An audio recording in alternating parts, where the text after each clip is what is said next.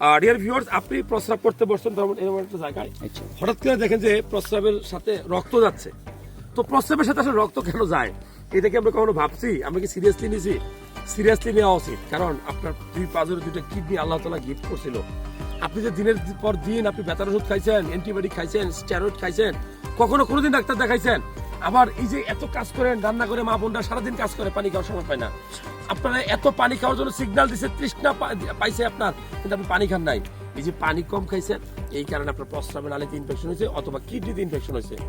প্রস্রাবের সাথে রক্ত গেলে আপনার ধরে নিতে হবে আপনার প্রস্রাবের নালীতে মারাত্মক রকমের ইনফেকশন হয়েছে। রক্ত যাওয়া কি সহজ কথা? অথবা আপনার কিডনিতে পাথর হয়েছে। তবে মা বোনদের অনেক সময় পিরিয়ড হয়, মাসিকের সময় অনেক সময় রক্ত যেতে পারে, সেটা একটা ফিজিওলজিক্যাল কন্ডিশন, সেটা অন্য বিষয়। তবে প্রস্রাবের সাথে যদি রক্ত যায়, আপনি অবশ্যই ইউরিন আর রুটিন এক্সামিনেশন টেস্ট করবেন এবং সিরাম ক্রিয়েটিনিন টেস্ট করে একটা আল্ট্রাসাউন্ড করে দেখবেন কোথাও পাথর আছে কিনা, কোথাও কিডনি ড্যামেজ হলো কিনা। ভালো লাগলে শেয়ার করবেন।